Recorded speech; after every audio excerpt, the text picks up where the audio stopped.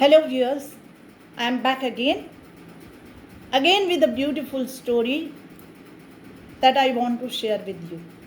This time the story is about a famous saint poet of Gujarat, Narsi Mehta. आपने एक बहुत सुंदर सा भजन सुना होगा अक्सर, वैष्णव जन तो तेने कहिए जे पीर पराही जान ले. ये भजन उन्हीं के द्वारा रचित है. नरसी मेहता ने बहुत से भजनों की रचना की. उनमें से एक मशहूर भजन उन्हीं के द्वारा रचित है. उन्होंने राग केदार में अपने अधिकतर भजनों की रचना की.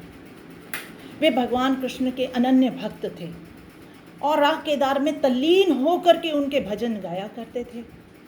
भगवान कृष्ण भी वशीभूत होकर अपने भक्ति की इस अनन्य भक्ति को स्वीकार करते थे और भक्त से अथाह प्रेम करते थे. दोनों के बीच एक अद्भुत तादात्म्य था राग केदार को लेकर के. तो नरसी भक्त भगवान कृष्ण को रिझा देते थे राग केदार में अपने भजनों की रचना करके, और भगवान भी उन्हें बहुत प्रेम करते थे उनसे. एक बार एक ब्राह्मण नरसी मेहता के घर आया. उसे पैसों की ज़रूरत थी. उसकी बेटी के विवाह के लिए उसे 500 रुपए की ज़रूरत थी. यह बात उसने नरसी मेहता को कही. यह रकम बहुत बड़ी थी नरसी मेहता के लिए. अतः वे ब्राह्मण को लेकर एक ज़मींदार के घर पहुँचे और उससे कर्ज के रूप में 500 रुपए की मांग की. ज़मींदार राजी हो गया, लेकिन उसने एक शर्त रखी कि आपको कुछ गिरवी रखना पड़ेगा, तभी मैं आपको कर्ज दे सकता हूँ. नरसी भक्त बहुत ही सरल हृदय के थे. छल कपट से कोसों दूर. केवल भक्ति के अलावा उन्हें और कुछ दिल में रहता ही नहीं था. अतः वे राजी हो गए. जब वे सोच रहे थे कि वो क्या ऐसी चीज़ गिरवी रखें जिसके बदले में साहूकार से वे 500 रुपये ऋण में ले सकें, तभी साहूकार ने उन्हें पलट कर कहा, आप अपना राग केदार गिरवी रख दीजिए. नरसी ने कुछ भी नहीं सोचा और बिल्कुल सरल हृदय से उन्होंने साहूकार को हामी भर दी, और इस प्रकार साहूकार ने उनका राग केदार गिरवी रख लिया. गिरवी रखने के बाद उन्हें यह भी कहा कि वे अब राग केदार का इस्तेमाल तब तक नहीं कर सकते जब तक कि वे ऋण मुक्त न हो जाएं. अर्थात साहूकार का पूरा ऋण जब तक चुकता नहीं हो जाता तब तक वे राग केदार में नहीं कर सकते. पहले तो नरसी मेहता ने कुछ नहीं कहा. वे वहां से चले आए. ब्राह्मण की लड़की का विवाह भी हो गया. सब कुछ अच्छे से जा रहा था. इधर नरसी मेहता भी अपने भक्ति में तल्लीन होकर के भजनों का निर्माण करते थे, श्री कृष्ण के लिए गाया करते थे. मगर एक बात उनके दिल में रहती थी कि राग केदार जैसी अद्भुत रचनाएं, राग केदार में जैसी भी अद्भुत रचनाएं करते हैं भगवान के लिए, वैसी नहीं कर पा रहे थे. उन्हें लग रहा था कि भक्त और भगवान के बीच में जैसा तादात्म्य स्थापित होना चाहिए वैसा राग केदार के अभाव में नहीं हो रहा था. वे चाहते थे कि जल्द से जल्द साहूकार का ऋण चुकता करके राग केदार को छुटवा लें. लेकिन ब्राह्मण के पास तो पैसा था ही नहीं, और इधर वे भी इतना पैसा नहीं जमा कर पा रहे थे. इसी बीच में गांव में एक अफवाह फैली. गांव के लोगों ने ये कहना शुरू कर दिया कि नरसी तो एक झूठी भक्ति करते हैं. उनकी जो भक्ति है वे केवल एक दिखावा और ढोंग मात्र ही है. यह बात इतनी उछली और इतनी हवा में बहती चली गई कि इतनी जिसे कहते हैं हवा लगी इससे बात को कि ये आखिर तक ये राजा के पास पहुंच गई. राजा ने नरसी मेहता को बुलवा लिया और लोगों के समक्ष उन्हें भरे दरबार में ये कहा गया कि यदि वे सच्चे भक्त हैं तो उन्हें अपनी भक्ति साबित करनी पड़ेगी. भक्ति साबित कैसे हो, इसके लिए उन्होंने एक भगवान कृष्ण की भव्य मूर्ति का निर्माण करवाया.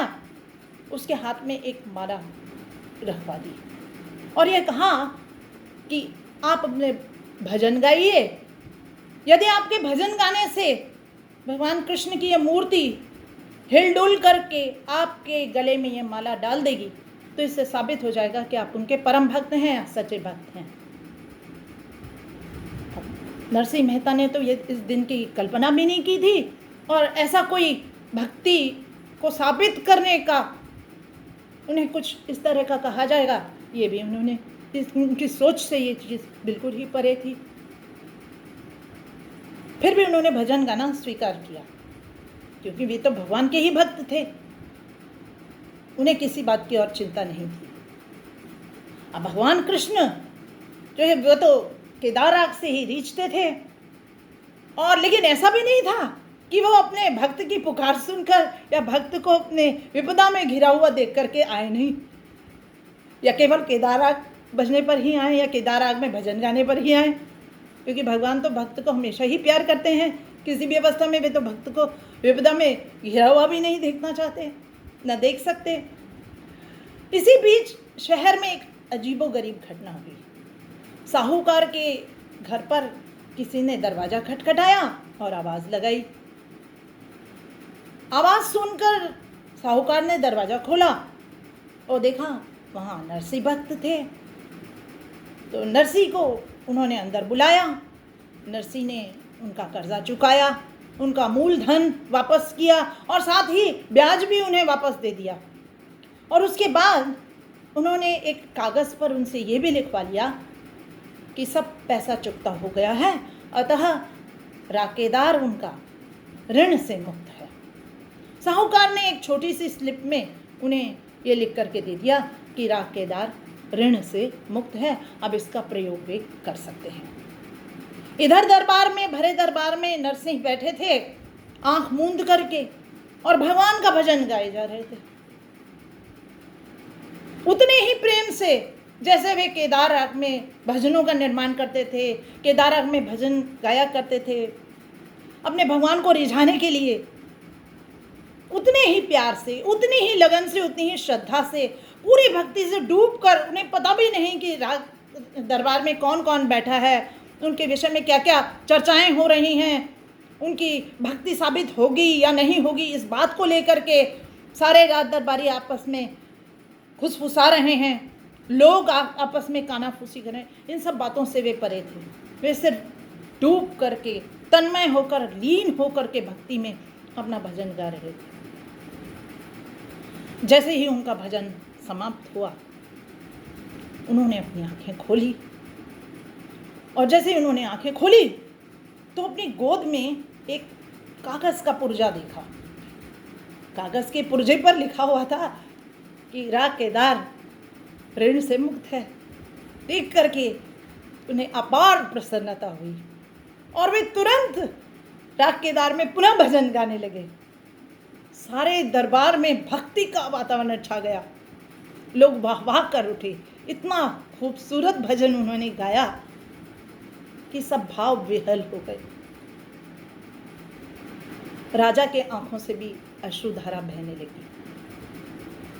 अचानक से रोशनी का एक पुंज भगवान कृष्ण की मूर्ति की ओर के चारों ओर छा गया।